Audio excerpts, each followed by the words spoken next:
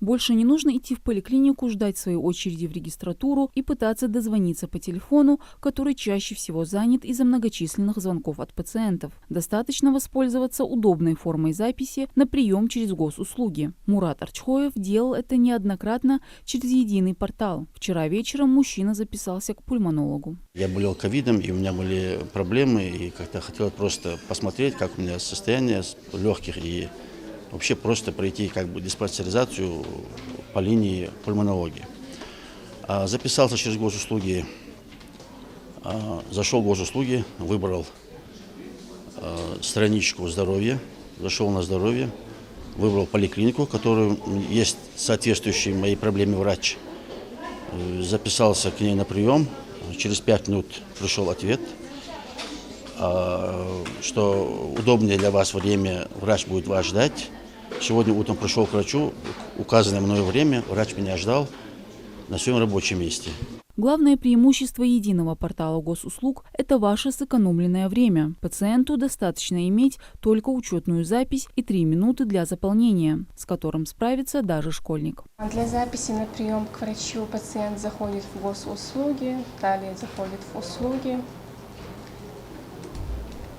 выбирает здоровье, запись на прием к врачу и вводит свои данные. Вводя персональные данные, переживать об их конфиденциальности не стоит. Они не передаются и хранятся только на госуслугах. После их заполнения на карте появятся отмеченные точки имеющихся медицинских учреждений в вашем городе или населенном пункте. Выбрать нужно свое. Вот Сунжинская ЦРБ. Выбирает специалиста, к которому хочет записаться. Выбирает дату и время. И все, он записан.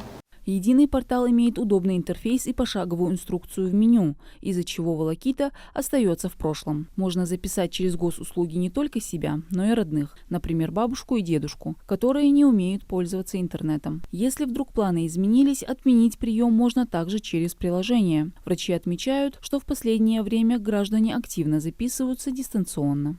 Уже 80% больных к нам записываются через госуслуги. Причем и дети приходят, мамы их записывают, даже вот именно в пожилом возрасте, сыновья, дочки записывают своих родителей. И уже мы постепенно переходим на то, что все записываются в основном у нас через госуслуги.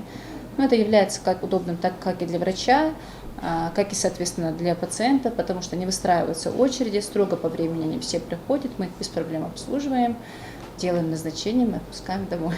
Через портал можно воспользоваться рядом других услуг, ознакомиться с режимом работы медучреждения, картой посещения врача, ввести электронный паспорт прививок и узнать результаты лабораторных исследований. Также есть возможность вызвать врача себе на дом. В общем, одни плюсы. Доктора Сунжинской районной больницы ведут сейчас активную работу по ознакомлению людей с этим приложением. У нас есть специальные памятки, которые мы размещаем в профкабинетах, профкабинетов, в регистратурах, также, соответственно, и у педиатра, и у терапевта, где у нас идет основная масса людей, есть памятки, в которых прям все четко записано, инструкция полностью, как нужно записываться, никаких проблем с этим нет. Из дополнительных преимуществ это интеграция со своей медицинской картой, которая есть в личном кабинете. Также можно оплатить медуслуги и оставить обратную связь, отзыв о враче или медицинском учреждении. Мадина Цора, Акрамат Дасхоев, Магаз 24.